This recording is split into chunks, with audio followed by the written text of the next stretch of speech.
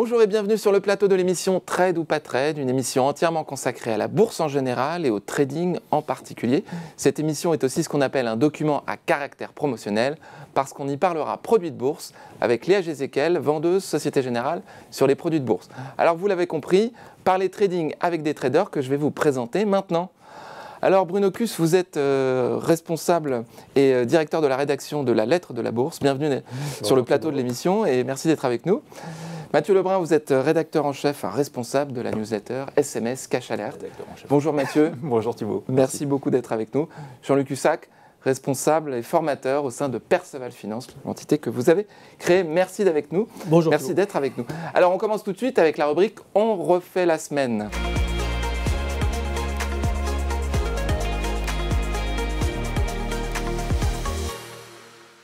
On refait la semaine, on commence tout de suite avec Jean-Louis Hussac qui va nous parler du CAC 40. Alors Jean-Louis, qu'est-ce qui s'est passé cette semaine? Beaucoup de choses, de volatilité. Donc l'onde du choc bancaire aux États-Unis avec les faillites de banques régionales a provoqué cette onde une répercussion sur Paris, sur toute l'Europe, mais qui a été vraiment contenue au monde bancaire, enfin au secteur bancaire. Et si vous voulez, c'est vraiment une particularité de cette crise, c'est qu'elle est ciblée, elle est identifiée, on sait d'où elle vient, il n'y a pratiquement que les bancaires qui ont vraiment énormément chuté. Et une fois, parce qu'ils ont été très rapides, rien à voir avec 2008, une fois qu'ils ont apporté du soutien, les investisseurs se sont vraiment satisfaits des mesures et les marchés ont rebondi. Bon, là, vous avez la BNP, par exemple, qui avait perdu je ne sais combien, elle a regagné 16%. Alors, on a une conjonction d'événements. Si on reprend un petit peu le cheminement des événements, on a eu d'abord la faillite de SNB. Après, on a eu la publication du rapport annuel de Crédit Suisse. Donc, on a eu deux feux, à la fois européens et américains, avec des mesures qui ont été prises. Donc, les marchés qui sont remontés. Et puis, finalement, ils sont aperçus que ce n'était pas suffisant. Donc, c'est redescendu, c'est remonté, c'est redescendu. Jusqu'à ce week-end, où là, les armes lourdes ont été sorties. Hein. Oui, tout a été dit. Après, maintenant, il faudra voir si on tient les promesses. Enfin, comme par exemple, ça a l'air de tenir pour l'instant. Tous les dépôts aux États-Unis, ils envisageaient de les assurer, en fait. Hein. Il n'y aurait pas de plafond de $250 000. Bon, il y a eu beaucoup de choses de dites. Et les marchés, a priori, sont satisfaits. Donc il y a eu des reprises énormes avec des volatilités implicites qui restent très hautes. C'est-à-dire qu'en fait, la question qui se pose aujourd'hui, c'est est-ce qu'on est ou pas dans l'œil du cyclone? D'accord? Maintenant, moi, si vous voulez, vu la nature de la baisse, la manière dont la baisse s'est faite, avec une volatilité implicite qui est montée directement à 25, j'ai considéré, notamment au plus bas, alors que ça pouvait être le début d'une panique, mais non, on voyait bien, encore une fois, que c'était que ciblé. Évidemment, il y a toujours des effets collatéraux, c'est normal, mais par exemple, au pire du moment, dans la séance de lundi, mardi, vous aviez Hermès qui a coté un plus haut historique, en séance. Vous voyez, LVMH est très bien comporté, avec toujours des rachats d'ailleurs qui sont annoncés auprès de l'AMF par Christian Dior. Donc vous voyez, vous avez toujours des intérêts acheteurs sur le secteur du luxe, beaucoup de valeurs ont bien résisté, etc. Donc c'était vraiment extrêmement ciblé. Il est probable, si vous voulez, que le plus gros soit passé dans un premier temps, hein, vraiment. C'est possible, hein, qu'on ne retourne pas du côté baissier. Mais c'est vrai que le marché va attendre, si vous voulez, de voir si on sort vraiment de cette crise, avec pas trop d'effets collatéraux, et notamment, est-ce que l'économie ne sera pas privée de crédit, ce qui casserait la dynamique de la reprise. On a vu mardi matin que les volatilités étaient redescendues un petit peu. Le CAC reprenait un 30 ou un 40% à l'ouverture. Même dans la reprise, hein, la vol implicite est restée à 20, hein, donc c'est beaucoup. Hein. C'est-à-dire qu'il y a vraiment... On est sur des niveaux historiques de 14-15, c'est ça? Ouais, précédemment on était à 14. Vous voyez, ça dépend d'où on vient, ça dépend des phases. On peut monter jusqu'à 60, mais là, on est au-dessus même plus haut que ça, mais une moyenne historique. Par exemple, parle de volatilité. Hein. Fin 2019, quand vraiment tout était très calme, on était à 9,5, 10. Oui, ce qui était très très bas par rapport à la moyenne historique. Ce qui était dangereux. Et là, la différence, si vous voulez, de construction du marché, c'est que on avait une volatilité implicite qui était élevée, constamment élevée depuis des mois. Elle évoluait, si vous voulez, entre 25 et 14. Alors c'est vrai, on était revenu autour de 14, mais même 14, c'est pas donné, si vous voulez. Qu'est-ce que ça veut dire? Ça veut dire que les investisseurs, les gérants, etc., étaient et cherchaient toujours à être couverts. Donc achetaient des options ou des varants, et donc faisant monter le prix sur les options de la volatilité implicite, et donc qui témoigne d'une certaine tension. Qui vend? Les market makers. Donc les vendeurs d'options sont les market makers. Les market makers connaissent évidemment leur métier, ont des algos de gestion ultra rapides pour protéger les ventes d'options. Donc si vous voulez, il n'y a pas eu, en dehors de petits effets comme ça, d'effets dominos sur 200-300 points, mais dans les deux sens, parce que c'est ça qui est terrible. On l'a eu à la baisse, on l'a eu à la hausse, on l'a eu à la baisse, on l'a eu à la hausse. Mais c'est quelque chose qu'ils savent faire. Alors que si les clients étaient vendeurs d'options comme en fin 2019, avec des volatilités implicites à 10, le client final, mais que ce soit la personne chez lui ou même le gérant, etc., quand il vend des options, il ne réagit pas aussi vite à la protection de cette vente d'options. Et du coup, à un moment donné, ça craque. Si vous voulez. Et ça, c'est quelque chose qu'on ne pouvait pas avoir dans cette phase de marché où le vendeur d'options était un market maker, donc, qui avait tous les moyens nécessaires pour contrôler le risque, alors que le particulier, etc. Ou le petit gérant, le petit institutionnel, qui n'a pas forcément les moyens de couvrir aussi rapidement que... Même le gros, à un moment donné, en 2019, les gens ne savaient plus trop quoi faire. Et quand je parle des gérants, ils ne savaient plus trop quoi faire. Qu'est-ce qu'ils faisaient? Ils vendaient des options. Ils vendaient des puts en se disant... Ils encaissaient la prime. Oui, ça ne me dérange pas d'acheter si le marché recule, parce que tout le monde disait, on est à 6100, on va monter tranquillement vers 6004. Donc les investisseurs, oui, parce que c'était quand même aussi des gérants de fonds, etc., vendaient des puts de 5008. Oui, ils se disaient, bon, après tout, moi, ça ne me dérange pas d'acheter un 5008. Oui, donc là, on est quand même sur une incertitude assez forte. Mais la construction reste solide. Et c'est ça qui se traduit dans un niveau de volatilité implicite assez élevé. Et c'est dans ce contexte que vous vous êtes intéressé sur des valeurs refuges. Ouais, Mathieu, vous êtes un peu fan de l'or, on le sait. Ouais, donc vous êtes encore intéressé à l'or. Oui, alors donc c'est vrai que pour compléter ce que disait Jean-Louis sur le CAC 40, moi j'ai été positionné à baisse quand on avait fait la dernière émission en début de mois.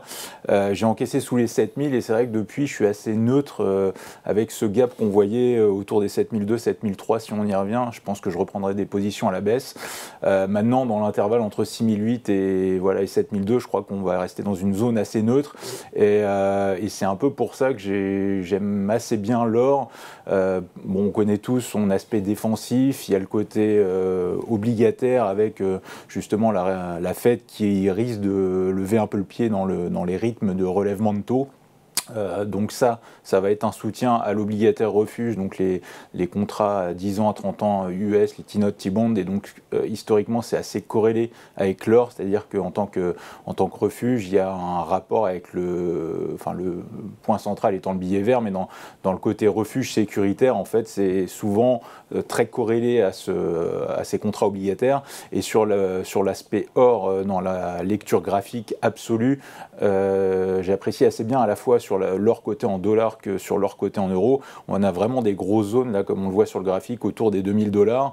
Et en fait, c'est typiquement ce genre de phase de compression qui, moi, m'intéresse. C'est-à-dire quand on a un actif qui réfléchit, qui consolide pendant plusieurs semaines. Et là, pour le coup, on est plus en mois, voire même en année, sous ce cap des 2000$, qui, grosso modo, je pense, ça parle à 80% des investisseurs mondiaux, on va dire, même plus. Donc ça, à mon avis, ça veut bien dire, alors je ne sais pas quel sera le catalyseur, c'est toujours pareil, est-ce que ce sera un autre couac dans le secteur bancaire, US ou autre, ça c'est impossible à prédire, mais c'est vraiment en fait ces types de compression de volatilité qui, quand elles surviennent, en fait, sont souvent le signe annonciateur d'une impulsion à venir qui statistiquement va dans le sens de la tendance antérieure, donc pour le coup ici aussi. Si je résume en 2 mots, si on dépasse les 2000, on va au-dessus. C'est ça, ouais. Je pense pense que si on dépasse les plus hauts qu'on a fait là en début de semaine, je pense que ça peut aller. Ouais, je pense que ça ira vite. Et alors pourquoi il y a 2 tirets sur le graphique que vous nous présentez ? C'est ce que vous appelez la zone de compression ? Ouais, c'est pour illustrer une compression, enfin en tout cas la résistance, c'est-à-dire une résistance, une zone d'incertitude. Où il y a eu plein d'allègements, plein de vendeurs qui se sont positionnés ici.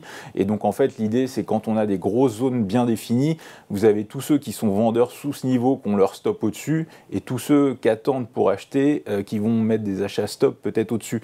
Et donc en gros, quand vous avez ces franchissements de niveau, vous avez une conjonction de vendeurs qui se rachètent et d'acheteurs qui attendaient pour rentrer, qui rentrent en position, ce qui fait que statistiquement, ça a un effet emballement qui est assez impulsif. Voilà. Très intéressant. Alors Bruno, vous êtes intéressé à une valeur bien française, Thales ? Oui, Thales qui fait partie des valeurs défensives qui ont bien résisté pendant cette phase difficile qu'on a vu sur le CAC 40 à cause du secteur bancaire. Il y a eu quelques secteurs qui se sont bien portés pendant cette période. Il y a eu le luxe, on en a parlé avec LVMH, Hermès.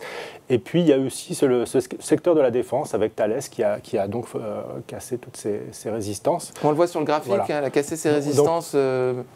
En février, voilà, c'est ça. On est sur les plus hauts historiques sur Thales. L'idée, c'est de s'intéresser aux perspectives aussi de Thales, graphiquement, donc c'est intéressant, mais quand on regarde les fondamentaux, on a aussi des éléments de satisfaction. On a vu que les résultats avaient bien progressé l'année dernière, malgré encore une division aérospatiale qui est très en dessous de son potentiel. Pourquoi ? Le groupe, il a dégagé une marge opérationnelle de 11%. La partie aérospatiale, c'était seulement 5%. On a eu des problèmes d'approvisionnement, des problèmes d'inflation, et puis aussi l'arrêt des activités en Russie. Donc en fait, on a une très bonne performance, malgré une division importante qui génère encore peu de marge. Et aujourd'hui, donc, tout l'intérêt de s'intéresser à Thales, c'est d'envisager en fait ce rebond de la marge dans l'aéronautique qui normalement devrait doubler à un horizon de 5 ans. C'est à 5 ans. On doit passer de 5 à 9-10% à peu près dans 5 ans, c'est l'objectif de la direction. Comme la bourse anticipe les résultats, a priori, voilà. Le mouvement... Et on est sur c'est un mouvement...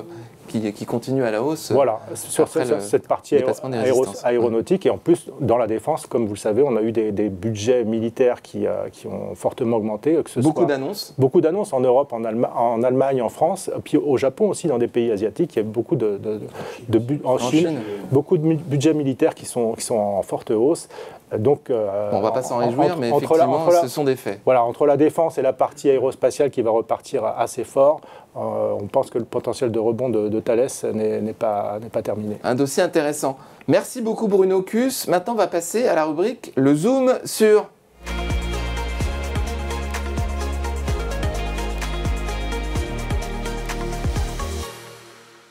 Le Zoom sur avec Léa Jézéquel qui va nous parler d'un outil, un des outils du site internet SG Bourse, c'est ça, avec le baromètre Turbo. Léa Jézéquel, je rappelle que vous êtes vendeuse Société Générale sur les produits de bourse. Exactement. Et voilà, dans le cadre de notre mission d'émetteur, on met à disposition de nos clients et de nos prospects en libre accès sur notre site sgbourse.fr. Oui, il va falloir nous expliquer un peu ce que c'est que tous ces petits points rouges. Des outils pour vous permettre effectivement de naviguer facilement dans notre gamme, puisqu'on a 13 000 produits listés en bourse, donc parfois... Finalement, trop de choix peut rendre compliqué de faire un choix, donc on vous met des outils à disposition pour vous aider dans ce processus. Donc la semaine dernière, on avait vu le simulateur Varan.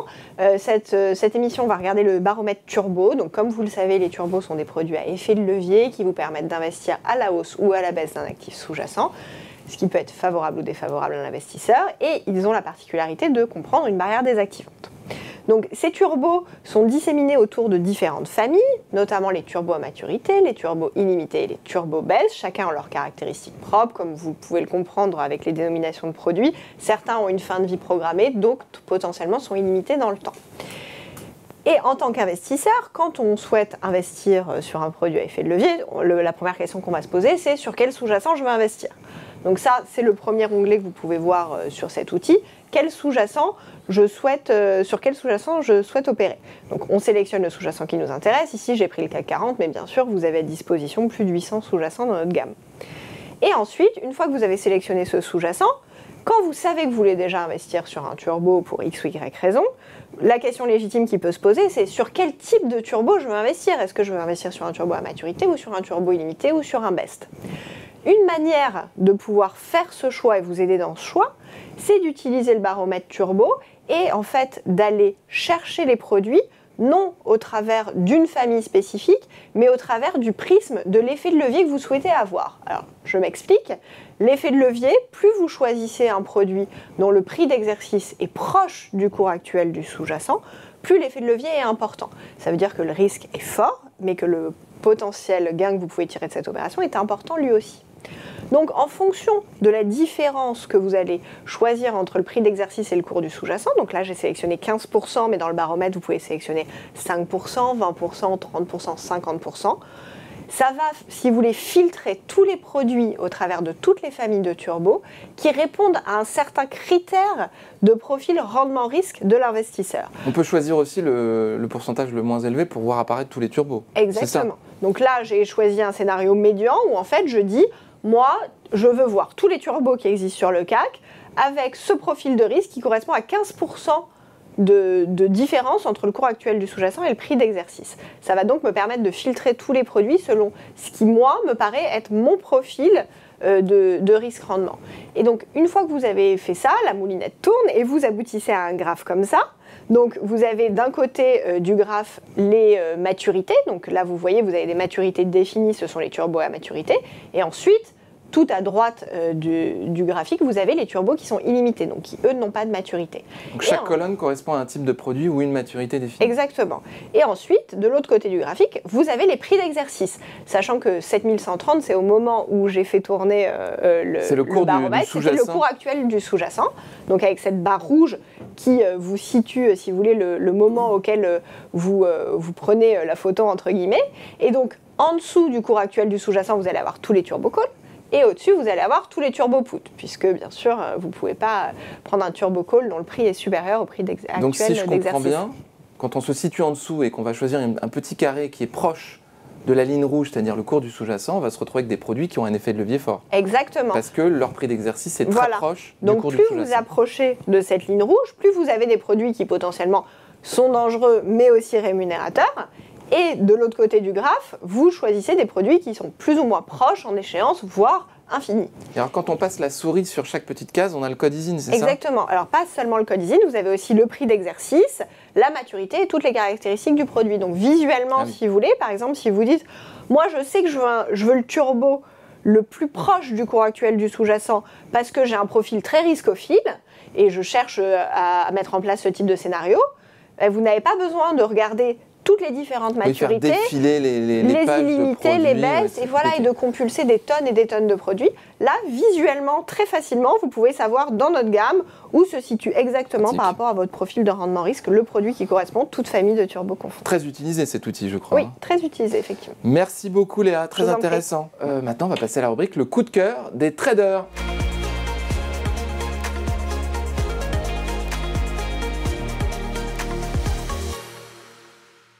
Le coup de cœur des traders, mais Jean-Louis, hors antenne, vous nous parliez de ce qui vous a marqué sur les turbos, c'est-à-dire le fait qu'il y avait un risque identifié. Oui, bien sûr. Vous pouvez revenir là-dessus? Léa disait tout à l'heure, elle parlait de barrière désactivante, et je voulais rajouter, l'intérêt du produit, c'est que le risque est identifié, c'est-à-dire qu'il est fermé. Il est fermé du fait que, justement, on connaisse en effet cette barrière désactivante, mais je voulais insister sur le fait que, il est risque fermé au montant qu'on a investi. Exactement. Encore mieux que s'il y avait un stop sur le marché, parce qu'un stop, on ne sait pas à quel prix va se faire déclencher. Tandis que là, sur un gap, un matin, on ouvre en forte hausse ou en forte baisse. On est désactivé au prix prévu. Tandis que le stop, il est exécuté au prix du marché qui peut être très éloigné du prix de la veille. Très intéressant. Merci beaucoup Jean-Louis. Je voulais vous faire partager, parce que hors antenne, il nous parle Jean-Louis tout le temps, donc là, c'était intéressant de le faire rebondir. Le coup de cœur des traders, on revient à nos moutons, et on recommence avec Jean-Louis. Jean-Louis, vous connaissez le principe, 60 secondes pour nous parler de Rubis. Je déclenche le chronomètre, c'est parti, 3, 2, 1, Jean-Louis, c'est à vous. Alors, Ruby, c'est le retour des portes de saloon sur les marchés. Ça monte, ça baisse, ça monte, c'est violent. Alors, Ruby, elle n'a pas elle n'a pas été épargnée non plus, on a fait un trou d'air. On est arrivé en quelques heures sur un niveau d'achat sur repli, sur un niveau potentiel. Alors c'est une valeur, moi si vous voulez, je cherche des valeurs sous-évaluées. Alors qu'est-ce que je fais? Je regarde ce que disent les analystes, c'est pas mon métier, donc ils vont rendre visite aux sociétés, etc. Moi je regarde les résumés déjà, je commence par le résumé, puis je remonte l'analyse. Ce que je vois, c'est que valeur par rapport à ses concurrents très sous-évalués, donc ils sont dans le stockage d'énergie, la distribution d'énergie, etc.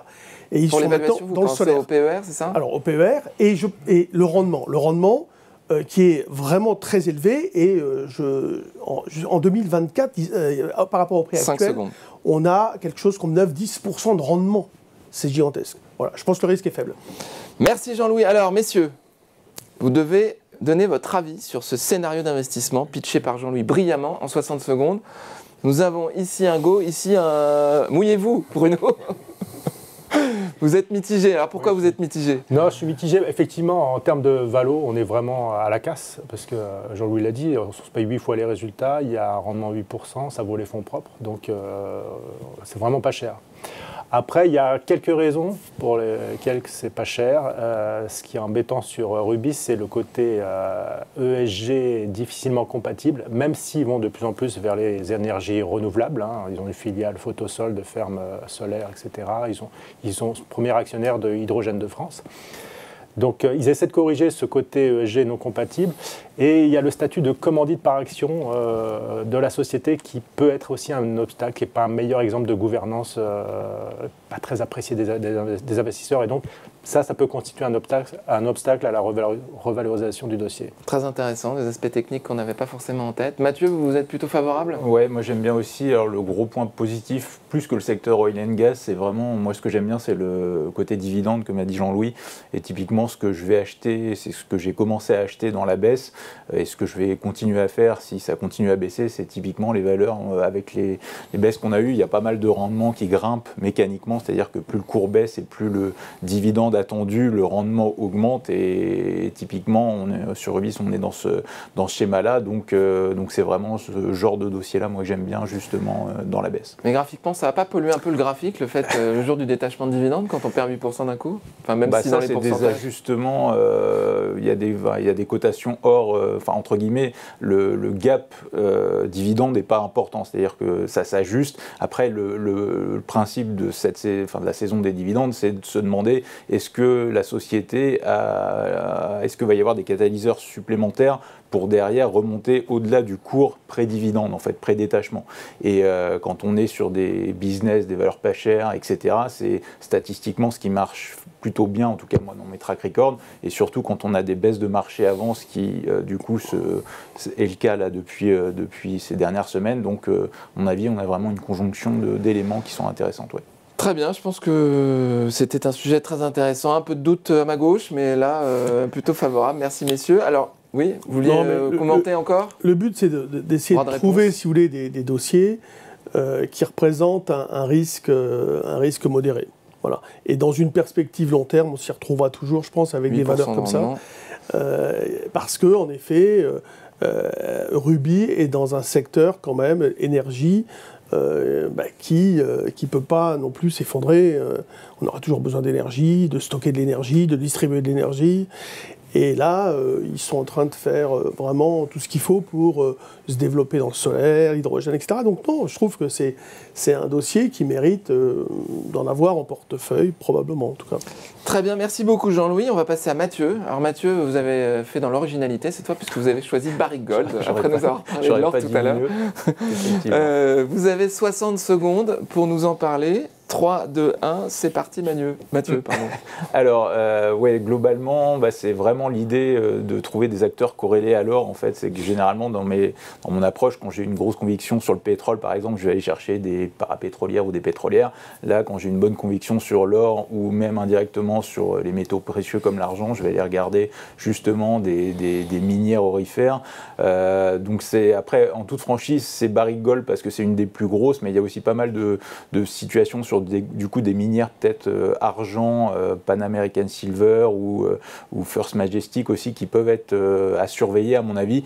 L'idée est simple, c'est que si l'or va à 2002, 2004, ce qui moi est mon scénario dans les semaines à venir, il y a de fortes chances que ces boîtes-là suivent, surtout qu'on a un effet qui est assez intéressant aussi, c'est que la baisse du pétrole, on l'a vu là depuis 2-3 semaines, va réduire mécaniquement les coûts d'extraction de ces types de dossiers-là et donc améliorer la marge. Et donc il y a un effet, intéressant à mon avis. C'est fini. Merci beaucoup Mathieu. Très intéressant. Alors messieurs, quel est votre avis? Trade ou pas trade? Trade? Pas trade. Vous l'avez fait exprès un peu, non? Je n'ai même pas regardé. C'est pas trade? Ah Pardon. Oui. Allez-y, je vous en prie Jean-Louis. Ah ben déjà, il a dit tout à l'heure qu'il voulait acheter des valeurs de rendement, etc. Alors pourquoi proposer encore de l'or? Ah ouais? Mais c'est pas incompatible justement. Il y a du rendement. Il y a du rendement? Ouais. 3%. Non, mais c'est... Pourquoi pas, bien sûr, mais moi je trouve que l'horizon, en effet, il n'est pas clair, la visibilité est mauvaise, les risques sont forts, mais moi je ne vois pas forcément, j'ai pas l'impression que l'or peut booster, je suis moins optimiste en tout cas que Mathieu. Ouais, c'est ça. Ouais, après, donc par rapport au fait que je me dis que l'or peut rester dans son trading range précédent, je ne vois pas pourquoi je vais payer de l'or dans une période comme aujourd'hui. Je préfère, à la limite, si on veut faire du défensif, acheter de l'or, peut-être, et puis le conserver, comme on pourrait acheter, je sais pas moi, tout ce qu'on peut imaginer comme très défensif, mais l'or, la mine d'or, après, ça me rappelle peut-être, je suis un peu traumatisé, des valeurs or qu'on travaillait à la corbeille dans les années 80. Ah, c'est parti, c'est le moment nostalgie de Jean-Louis. Non, mais c'est vrai que on a tellement fait de choses que c'était... Et moi, j'ai toujours vu qu'à la fin, c'est pas que ça finissait mal, mais ça finissait pas bien, quoi. Mais après, ce qui est intéressant, à mon avis, c'est que même si je dois avoir tort et que l'or reste dans son trading range, ce qui est intéressant, c'est qu'on a sur tous ces secteurs-là, le gros coût, on le sait, d'extraction, c'est le pétrole. Et même quand on avait un baril à plus de 100 $, en fait, quand on regarde tous les cours, ces boîtes-là n'ont pas tellement baissé. C'est-à-dire que, grosso modo, même si l'or doit fluctuer entre 1800 et 1900 pendant encore plusieurs mois, je ne suis pas convaincu que Barrick Gold va perdre 30% non plus. Ces entreprises arrivent à absorber le coût du pétrole. Voilà, c'est-à-dire que si ces boîtes-là baissent même pas quand le baril est à 120 et que l'or était tombé à 1700 l'année dernière, il y a une asymétrie du risque qui est, à mon avis, très favorable à anticiper justement... Ou une anesthésie. C'est-à-dire que dans le pire des cas, je pense que même si j'ai tort, je suis pas sûr que ça va dévisser beaucoup. Donc, et à l'inverse, si j'ai raison, je pense que... Bruno était d'accord avec vous? Oui, effectivement, je pense qu'il faut avoir déjà de l'or. Et puis s'il faut choisir une mine, c'est plutôt Barrick Gold. Je crois que c'est la plus solide du secteur en termes de bilan et de notation financière. Et puis, il y a effectivement ce côté baisse des coûts avec le pétrole. Il faudra surveiller quand même les salaires parce que l'autre grosse partie des coûts, c'est les salaires. Et donc, de ce côté-là, on a plutôt tendance à augmenter. Mais chez Barrick Gold, il y a une vraie politique de retour à l'actionnaire, comme une société normale, on va dire, qui essaie de retourner régulièrement. Il y a un dividende qui fait plus de 2,5, entre 2,5 et 3%, et des programmes de rachat d'actions assez importants, $1 milliard encore, je crois, cette année. Donc voilà, si on veut mettre un peu de levier dans son portefeuille au niveau de l'or, au-delà de prendre un produit qui réplique simplement l'or, on peut mettre un peu de levier avec Barrick Gold, qui est l'une des mines les plus défensives. Juste dernier petit joker dans le secteur, on a aussi l'aspect capitalistique. Enfin, on a eu des fusions, des rachats. Il y a eu Goldfield, il y a eu Newmont qui est sur Newcrest, un producteur australien. Alors, en gros, je suis pas convaincu que Barrick Gold soit une cible potentielle, mais toute cette ébullition. Ouais, peut-être, mais dans tous les cas, on sent qu'il y a, à mon avis, je pense qu'il y a des choses à faire dans le secteur. Voilà. Merci infiniment. Donc maintenant, on passe à Bruno Kuss. Bruno, vous allez nous parler de Vivendi. Vivendi, oui. 60 secondes. 2 raisons. Attendez. 3, 2, 1, c'est parti. 2 raisons. Sur le plan technique, on était sur une résistance à 10, on a cassé à cause de la crise bancaire il y a quelques jours, et on revient sur un support autour de 9 €. Je pense que c'est un signal pour revenir sur l'action. Sur le plan fondamental, on a de bonnes choses à la fois sur les résultats. C'est Havas qui tire les résultats du groupe Vivendi aujourd'hui avec Canal+. Bon résultat de ces deux gros pôles d'activité. Et sur le plan, on a aussi une forte décote sur les actifs de Vivendi, une participation de 10% dans UMG qui vaut à elle seule 3,8 milliards, ça fait un tiers de la capi de Vivendi. Et puis il y a le côté spéculatif, on peut se dire, moi je pense que cette année sera l'année Vivendi parce qu'on aura sans doute une OPA de la part de Bolloré qui détient un peu plus de 29% du capital. Vivendi prévoit de racheter ses actions à 2 titres, un programme de rachat d'actions global, plus éventuellement une offre publique de rachat d'actions, c'est prévu. Ce qui va faire monter mécaniquement la part de... C'est prévu dans la prochaine assemblée et normalement ça devrait faire... Ah oui, stop, pardon, excusez-moi. On était là en train de discuter tranquillement. Il y a une tricherie avérée, je suis désolé. Peut-être que ça sera sanctionné par nos traders en face. Non, tout le monde est d'accord. Vous ne lui en voulez pas, donc, d'avoir dépassé. C'est bon, il nous avait convaincus. Jean-Louis. J'ai hésité à vous proposer Vivendi au Ruby, justement. Mais Vivendi, je l'avais déjà proposé à 8,30 c'était au mois de novembre. Donc, moi, ce qui me plaît, en effet, c'est ce que tu as dit à la fin, c'est-à-dire l'aspect spéculatif, où les probabilités d'une opération sont quand même extrêmement importantes. Donc c'est un dossier qu'on peut avoir évidemment en portefeuille sur des replis. Alors moi je m'étais positionné un petit peu plus bas, 8,60 pour l'instant j'ai pas acheté mais j'ai mis une limite. Là évidemment ça rebondit avec le rebond du marché. Mais oui, je suis vraiment... je pense que ça peut être en effet... un fort joker pour l'année 2023. Mathieu ? Ouais, moi, c'est vraiment l'aspect du coup capitalistique qui me plaît. Alors même du coup chez nous, chez mes confrères, Eric Lewin, pour ne pas le citer, il est très, très chaud à l'idée qu'il va y avoir une opération capitalistique un peu dans la lignée de ce que ces disait informations Bruno. Ne sont pas forcément non, connues. Voilà, il n'y a pas de, c'est comme, la bourse, c'est pas un terrain de certitude, mais voilà, avec tous les éléments qu'on a à l'instant T sur l'actionnariat, l'évolution de Bolloré, etc. Il y a toute la galaxie Bolloré qui est en train de bouger. En fait, il y a Bolloré qui va racheter ses propres actions. Du coup, la financière de l'Audet, on peut se dire qu'il va y avoir une fusion entre l'Audet et Bolloré. Et Bolloré qui peut racheter Vivendi, Vivendi qui va racheter Lagardère. Enfin, c'est toute la galaxie qui est en mouvement. Très bien, très intéressant. Merci messieurs, merci beaucoup. Maintenant, il est temps de passer à la rubrique quiz.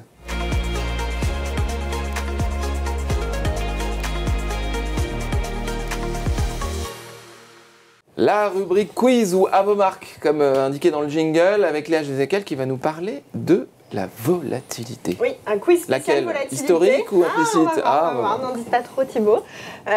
Effectivement, c'est revenu beaucoup dans cette émission, donc je pense que ça tombe à pic. Alors, première question, je vous rappelle, vous attendez que j'ai énoncé l'ensemble des réponses possibles avant de buzzer.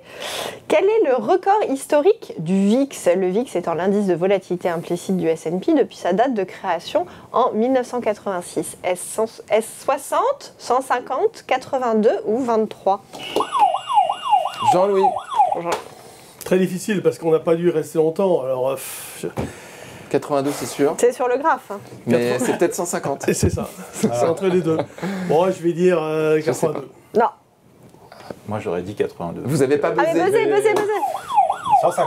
Très bien, voilà, belle opportunité. Ça, mais on a dû faire vraiment un pic, quoi. C'est pour ça que... Mais c'est sur le graphe, Jean-Louis, je suis navrée. Donc 150, c'est le krach boursier de 1987, krach lié à la remontée des taux d'intérêt. Vous étiez à la corbeille à cette époque. Avec une dévaluation de 22% du Dow Jones quand même à cette époque. Et donc c'est là où effectivement la volatilité implicite a littéralement explosé. 82, c'était en mars 2020 avec la crise du Covid qu'on connaît tous bien malheureusement. 60, c'était la la crise financière russe en 1998 avec la dévaluation brutale du rouble. Et 23, c'est une valeur à peu près médiane cette année Oui, sur ça ne peut pas être le record historique. Ça, je pense que c'était tous d'accord sur ce point. Ce jour-là, 19 octobre 1987, je fêtais mon anniversaire dans un restaurant de la rue Quincampoix et j'étais sorti dehors pour écouter Top à Wall Street, pour avoir les résultats. Top à Wall Street, vous vous souvenez de cette émission sur Europe 1? Et c'était assez particulier. Et ben on était à 150 sur le J'étais prix. retourné dans le resto, continuer la soirée. C'est vrai que c'était un peu... Pour oublier. Wow. Costaud. Deuxième question, 1 point pour Bruno, 0 pour Jean-Louis et Mathieu. Deuxième question. J'exprime l'anticipation de volatilité future d'un produit dérivé. Exprimée en pourcentage, je suis la volatilité historique, la volatilité implicite ou le Vega. J'ai écrit l'anticipation de la volatilité future.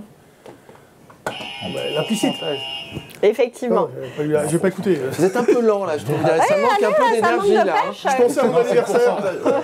Tu es resté rue Quincampoix, ça va pas du tout. J'étais resté là avec Effectivement, c'est très important puisque souvent, effectivement, c'est une question qui revient des investisseurs qui s'intéressent aux produits dérivés. Quand on parle de l'impact de la volatilité sur notamment les varans, par exemple, c'est très important d'avoir en tête qu'il s'agit bien de la volatilité implicite et pas de la volatilité historique. Je rappelle la différence entre les deux.